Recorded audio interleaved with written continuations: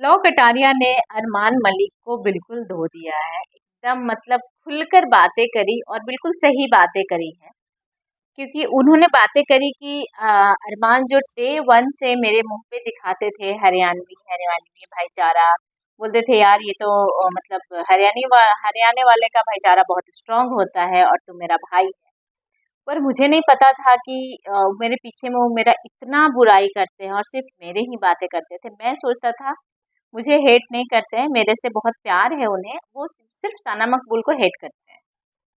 पर जब मैं बाहर आया और सारा लॉ ने ये भी खुलासा किया है कि बाहर आते ही देखा सारा एपिसोड। जी हाँ, लॉ ने सारा एपिसोड देखा है और बोला कि अब मुझे समझ में आया कि वहां पे कौन क्या था। तो इस तरह से अरमान के बारे में बातें करी कि वो ऐसा लगता था सीजन 3 में आए नहीं है, वो सीजन 2 में ही है, क्योंकि उन्होंने दिन भर एलिश यादव की ही बातें करी और मुझे तो बहुत ही गंदा दिखाने का कोशिश करी है अरमान ने, जो कि मैं देख के शॉक हूँ। क्योंकि वहां पर जब सामने में थे तो बहुत कुछ दिखाते थे। जब नीरज चला गया था, क्योंकि नीरज भी हरियाणा से तो पहलवान, तो नीरज गोयल जब चले गए थे तो उन्होंने आकर बोला था मुंह पर कि भाई मैं तो अब तो दो ही बचे हैं हम, और तो बाकी क्या है, बाकी हम दोनों हरियाणा वाले हैं। पर उन्होंने कुछ और ही नखरा करी और एक बात बताया लोकेश ने कि मुझे ऐसा लगता है कि उनकी ना स्क्रिप्टेड थी। वो सब सब उन लोगों का प्लान था कि हमें इन बातों पे ये जवाब देना है, इन बातों पे ये जवाब देना था, बिल्कुल कैलकुलेटिव था। तो ये तो आप लोगों को भी लगा होगा, सबको ये लगा है कि जो अरमान का गेम था वो बहुत प्लान्ड था, बहुत स्क्रिप्टेड था।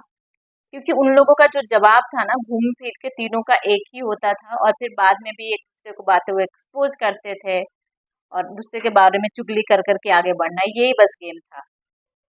साथ साथ में ही उन्हें बताया कि किसी मतलब लॉ ने बताया कि मैं किसी का पर्सनल नहीं होता हूँ।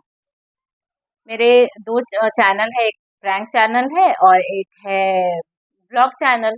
दोनों ही चैनल पे मैं बस अपनी ही बातें करता हूँ, किसी और का मैं रोस्टिंग नहीं पसंद है और मैं किसी का मजाक नहीं बना सकता हूँ, मैं किसी का रोस्ट नहीं करता हूँ।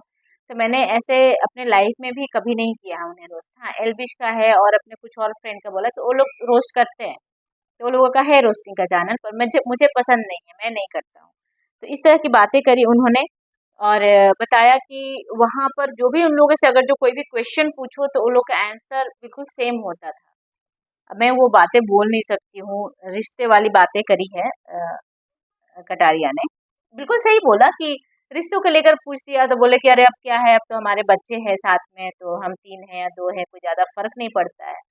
इस तरह की बातें करी। 2 शादियाँ पर की बात, जी हाँ, उन्होंने बोला कि मीडिया राउंड के बाद वो ऐसे दिखा रहे थे कि इतने सैड हैं, पता नहीं कहाँ से ये क्वेश्चन आ गया। तो मैंने मुँह पे बोल दिया कि भाई ऐसा तो है नहीं कि तुम पहली बार सोशल मीडिया पे आए हो या तुम्हारा पहली बार ये 3 शादियों की मतलब 3 जो तुम लोग 2 बीवियों का बात बाहर आया है।